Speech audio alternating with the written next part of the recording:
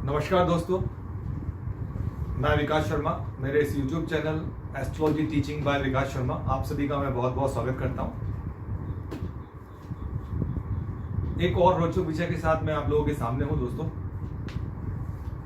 अभी तक हमने बेसिक से अपना स्टार्ट किया है और मैंने जो 12 राशियां जो है वो कंप्लीट की हैं, सिलेबस बेस्ड हुआ है। और एक उस राशियों के बारे में मैंने आप लोगों से चर्चा की। मेष राशि से लेकर और मीन राशि तक मैंने उसमें आपको बताया, और ये जो कुछ बताया ये सिलेबस बेस्ड है, जैसे मैंने पहले भी रिपीट किया है। ये कुछ भी अपनी तरफ से नहीं था। जो भी मैं अभी आप लोगों को पढ़ा रहा हूँ ये पाठ्यक्रम का हिस्सा है, उसी तरीके से मैं आपको पढ़ा रहा हूँ। आज जो मैं आप लोगों के सामने आया हूँ जिस विषय के साथ, वो मैं आपको पहले बता चुका हूँ। आज थोड़ा सा और उसके ऊपर प्रकाश डालूंगा। मैंने राशियां पढ़ाई हैं आप लोगों को, ठीक है। उन्हीं राशि में से एक सब्जेक्ट मैंने अलग से निकाला है, वो मैं आपके साथ डिस्कस करूंगा। हमेशा की तरह जो व्यूवर्स मेरे चैनल से जुड़े हैं और जिनको ज्योतिष में बिल्कुल भी ज्ञान नहीं है, वो लोग मेरे बेसिक जो है प्रीवियस वीडियोस हैं, वीडियो 1 से आप इसको देखेंगे तो ज्योतिष आपको समझ में आने लगेगी। और जिनको थोड़ा ज्ञान है वो मेरे साथ डायरेक्टली इसको आप बोर्ड पे समझ सकते हैं। आज मैं जो बात करने वाला हूँ नक्षत्र चरण की, नक्षत्र के बारे में मैंने बहुत अच्छे से पहले आपको बता चुका हूँ। मैंने 2 या 3 वीडियो नक्षत्र के ऊपर बनाए थे। और जब राशियां मैं पढ़ा रहा था दोस्तों, उसी बीच में मैं बताता था कि हर राशि के अंदर 2.25 नक्षत्र होते हैं, 2.25, जिनसे मिलकर राशि का निर्माण होता है। और वो 1 से लेकर 12 राशियों तक ये 27 नक्षत्र डिवाइड होते हैं, ठीक है। तो मोटा मोटा 2.25 एक राशि में नक्षत्रों की संख्या होती है। बट 3 डिफरेंट टाइप ऑफ नक्षत्र होते हैं, 3 अलग अलग प्रकार के नक्षत्र होते हैं, उनका समावेश होता है, उससे एक राशि का निर्माण होता है। ये मैंने आपको जब राशियां पढ़ाई थी उसमें मैंने बताया था। तो आज उसके ऊपर मैं प्रकाश डालूंगा कि चरण क्या होते हैं, चरण की उपयोगिता क्या है, ज्योतिष में क्या महत्व होता है। इसका बहुत विस्तृत पार्ट भी है, लेकिन मैं अभी केवल उसका जो बेसिक पार्ट है वही आपके सामने डिस्कस करूंगा। नक्षत्र चरण का हमारे ज्योतिष में, हमारे जीवन में क्या उपयोगिता है। तो आज एक बेसिक चीज को लेकर मैं आपके साथ डिस्कस करने वाला हूं, ठीक है दोस्तों। तो सबसे पहले मैं आपको बता चुका हूं कि नक्षत्रों की कुल संख्या 27 होती है, आप लोग सब जानते हैं। ये 27 नक्षत्र 12 राशियों में भ्रमण करते हैं, या ये कह सकते हैं 12 राशियां 27 नक्षत्रों के मिलन से बनी हैं। तो हर राशि के अंदर 2.25 2.25 नक्षत्र आते हैं, ठीक है। और इन 2.25 नक्षत्रों में कुल 9 चरण होते हैं। देखिए, एक नक्षत्र के अंदर 4 चरण होते हैं, ये मैं आपको बता चुका हूं। तो एक राशि के अंदर जो नक्षत्रों के चरणों की संख्या है वो 9 होती है। अब ये नक्षत्र चरण किस काम में आते हैं, पहले हम सबसे पहले ये समझते हैं उपयोगिता क्या है इनकी। तो एक उपयोगिता के बारे में मैं आज यहाँ डिस्कस करने वाला हूँ आप लोगों के साथ, आपको बताऊंगा कि इसका क्या उपयोग होता है, ठीक है। चलिए बोर्ड पर आते हैं। मैंने यहाँ पर नक्षत्रों ये अपना राशियां लिखी है एक साइड में, और उसके सामने की तरफ लेटर्स लिखे हैं, अक्षर लिखे हैं, ठीक है। और ये मैं आपको बता चुका हूं नक्षत्र 27 होते हैं, 27 नक्षत्र होते हैं। उसको हर नक्षत्र के 4 चरण होते हैं। तो 4 से जब हम इसको इंटू करते हैं, मल्टीप्लीकेशन करते हैं, 27 मल्टीप्लाई बाई 4, तो ये आता है 108, ठीक है। कुल चरणों की जो संख्या होती है 27 नक्षत्रों में, वो 108 हो गई। ये क्लियर हो गया आप लोगों को। अब यही अमुक अमुक नक्षत्र हर राशि में आते हैं। उन चरणों के साथ मैंने ये लेटर, ये अक्षर यहाँ पे लिख दिए।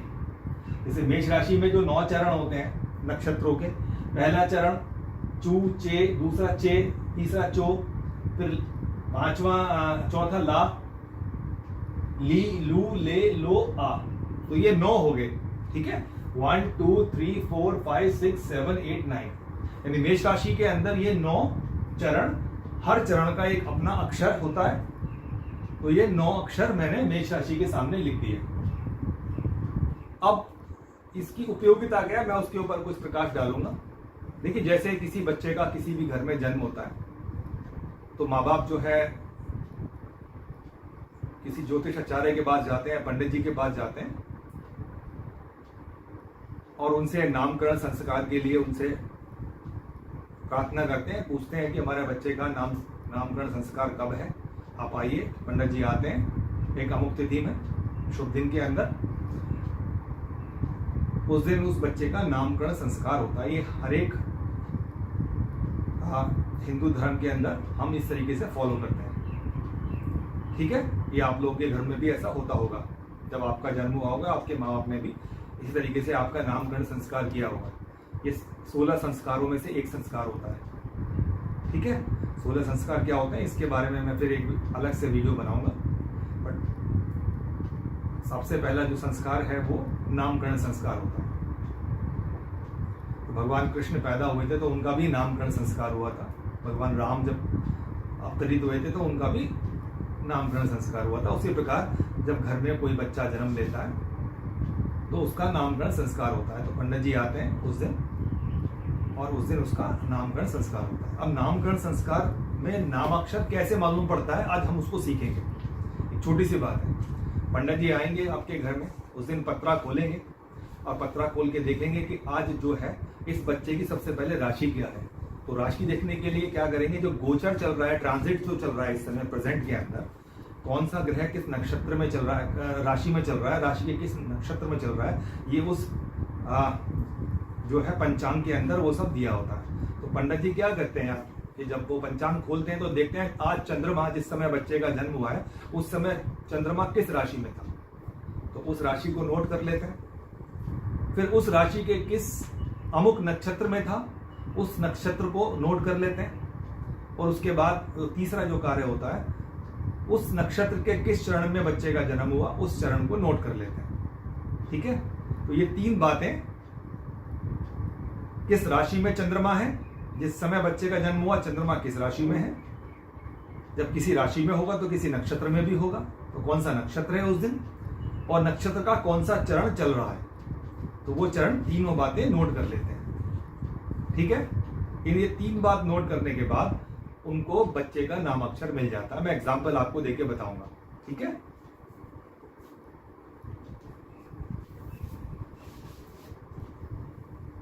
सबसे पहले जो 3 बातें मैंने आपको बताई हैं, नक्षत्र, राशि,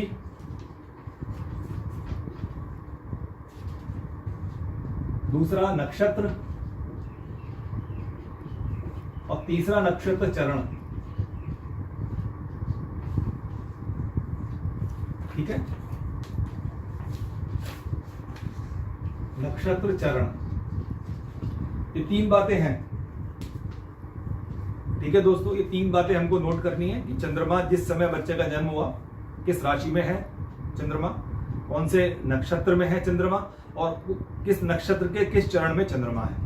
जब हम ये 3 बातें नोट कर लेते हैं तो बच्चे का नामाक्षर हमें खुद मिल जाता है, ठीक है। वो मैं बताऊंगा एग्जाम्पल देके आपको। अब एग्जाम्पल जैसे लेते हैं, मान लीजिए किसी बच्चे का जन्म हुआ, उसका नामकरण संस्कार हुआ, तो पंडित जी ने देखा कि आज चंद्रमा, मान लीजिए मेष राशि में भ्रमण कर रहे हैं। आज के दिन चंद्रमा किस राशि में है, मेष राशि में। तो मेष राशि यहां नोट कर ली।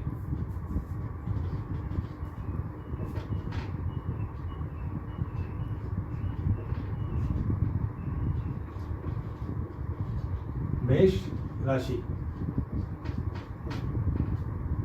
चंद्रमा मेष राशि में है जिस दिन बच्चे का जन्म हुआ। अब हम देखेंगे किस नक्षत्र में चंद्रमा है। तो मैं आपको बता चुका हूं मेष राशि में 3 नक्षत्र होते हैं, आपको लिखवाया था, आप जाके उसको देख सकते हैं। मेष राशि में 3 नक्षत्र कौन कौन से आते हैं, अश्विनी उसके चारों चरण, भरणी उसके चारों चरण, और कृतिका उसका पहला चरण। ये मेष राशि में 3 नक्षत्र आते हैं और इनके 9 चरण आते हैं इस प्रकार। तो मैंने आपको एग्जाम्पल देके बता रहा हूं। मान लीजिए आज जो है चंद्रमा मेष राशि में है। अब हम सेकंड पार्ट देखेंगे किस नक्षत्र में है। मान लीजिए आज चंद्रमा भरणी नक्षत्र के पहले चरण में चंद्रमा चल रहा है। तो ये जो पहले जो 4 चरण है ये अश्विनी के हैं, ये भरणी के हैं दूसरे 4 चरण, और ये तीसरा चरण जो है ये कृतिका का है। तो मान लीजिए जिस समय बच्चे का जन्म हुआ चंद्रमा मेष राशि में था, मेष राशि के जो नक्षत्र निकल कर आया वो किस में था, भरणी निकल के आया, उस समय भरणी नक्षत्र था। ठीक है, दूसरी बात हमको मिल गई, हमने यहां नोट डाउन कर लिया भरणी नक्षत्र।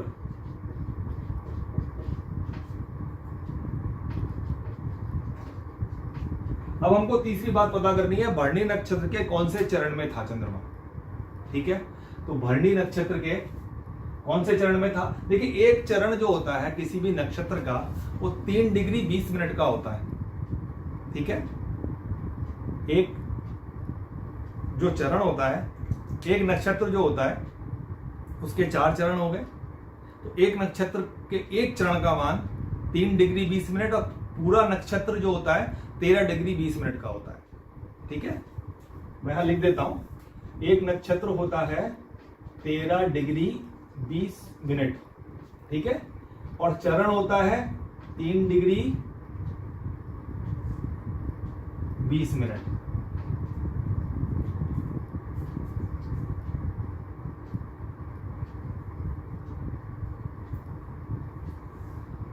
एक नक्षत्र की वैल्यू मैं बता चुका हूं जब मैंने नक्षत्र पढ़ाए थे। एक नक्षत्र जो होता है वो 13 डिग्री 20 मिनट का होता है और उस नक्षत्र में 4 चरण हुए तो एक चरण की वैल्यू निकल के आती है 3 डिग्री 20 मिनट। ठीक है, ये आप नोट डाउन कर लीजिएगा। मेष राशि हो गई 30 डिग्री की, एक राशि 30 डिग्री की होती है। भरणी नक्षत्र यानी 13 डिग्री 20 मिनट। और तीसरा हमें देखना है नक्षत्र चरण, ये होता है 3 डिग्री 20 मिनट का। ठीक है, ये जो नक्षत्र है 3 डिग्री 20 मिनट का है। अब हम देखेंगे कि नक्षत्र का कौन सा चरण है, यानी पहला ही चरण है भरणी नक्षत्र का। ठीक है, तो भरणी नक्षत्र का पहला चरण 3 डिग्री 20 मिनट का हुआ। दूसरा चरण हुआ 6:40 का, पहला हुआ 3:20, दूसरा हुआ 6:40, तीसरा हुआ 10। ये सब डिग्रीज में है।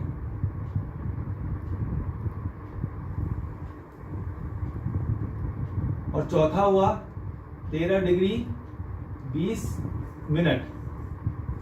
ठीक है, अब हमने देख लिया यहां सारे ऐसे ही होते हैं ये।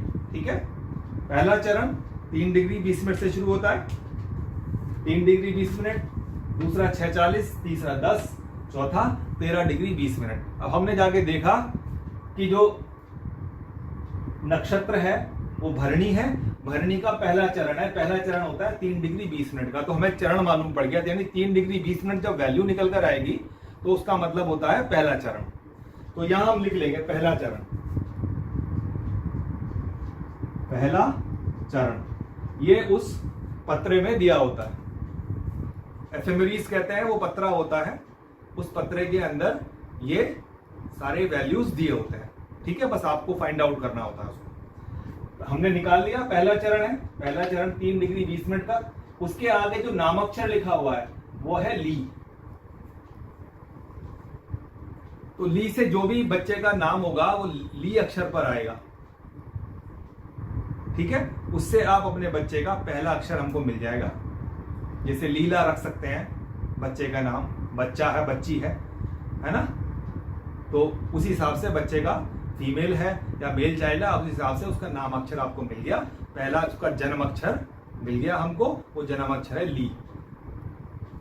ठीक है, आप लोगों को समझ में आ गया। तो उससे उसका नाम कुछ भी रख सकते हैं, जैसे मैं बता रहा हूं लीला, या और भी कोई नाम मेरे इस समय दिमाग में नहीं आ रहा है। आप कुछ भी उसमें नाम सोच के जो ली अक्षर से शुरू होता है, ठीक है, वो नाम उसका रख सकते हैं। तो ये मैंने एग्जांपल देने की कोशिश की है। उसी तरीके से आप जो भी बच्चे का, जिस समय आपको बस सिर्फ यही देखना होता है कि चंद्रमा किस राशि में है, राशि के किस नक्षत्र में, उस नक्षत्र की वैल्यू क्या निकल के आ रही है, उस समय चंद्रमा की क्या वैल्यू है, कितने डिग्री पर है वो चंद्रमा, उसका नक्षत्र मिल गया। नक्षत्र के बाद उस डिग्री से हम उसका चरण निकाल लेते हैं। चरण निकालने के बाद हम देख लेते हैं, ये 9 चरण हमने यहाँ लिख दिए हर एक राशि के आगे। फिर हम उसमें देख लेते हैं उस पहला चरण है या दूसरा है या तीसरा है या चौथा है। उसमें जो नक्षत्र, जो राशि है, उसमें जो 9 चरण है, 2.25 नक्षत्र हैं, उन 2.25 नक्षत्रों में से किस नक्षत्र का कौन सा चरण है, उसके आगे जो अक्षर लिखे होते हैं उससे हम उसका नाम निकाल लेते हैं।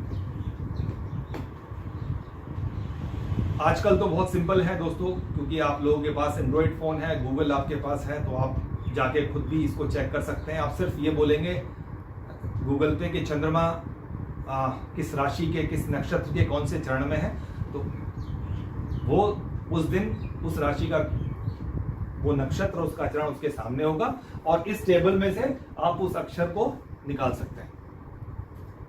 तो जब मैं आपको वो बता रहा था कि इस राशि में इतने चरण होते हैं, तो वो चरण का मतलब यही होता है। उसकी एक उपयोगिता मैंने आज आप लोगों को बताने का प्रयास किया है। उम्मीद करता हूं कि आपको समझ में आया होगा। आप ये जो सारणी मैंने बनाई है, अक्षर की सारणी, ये आप नोट डाउन कर सकते हैं। इसको आप फिर अपने घर पे प्रैक्टिस कीजिए और कोई आपका कमेंट्स है तो आप मुझे कमेंट बॉक्स में आके कमेंट कर सकते हैं। मैंने बहुत सरल प्रकार से आपको समझाने का प्रयास किया है, ज़्यादा कॉम्प्लिकेटेड नहीं है। आजकल गूगल आ गया है, इसलिए आपको कहीं पे जाने की जरूरत नहीं। केवल गूगल से अगर आप बोलेंगे कि आज चंद्रमा किस राशि के, किस नक्षत्र के कौन से चरण में है, तो वहां से वो निकल के वो वैल्यू आपको बता देगा। बस वो चरण आपको मालूम पड़ता है, उस चरण का कौन सा अक्षर है वो भी आपको बता देगा। वो उस अक्षर से आप अपने बच्चे का नामकरण कर सकते हैं, नाम ढूंढ सकते हैं। ठीक है, आज मैंने आपको नक्षत्र चरण के बारे में बताया कि चरण की उपयोगिता क्या होती है। उम्मीद करता हूं मेरा ये वीडियो आप लोगों को अच्छा लगेगा। आपको ये वीडियो कैसा लगा आप मुझे कमेंट्स कर सकते हैं। चलिए मिलता हूं एक अगले वीडियो में, तब तक के लिए नमस्कार।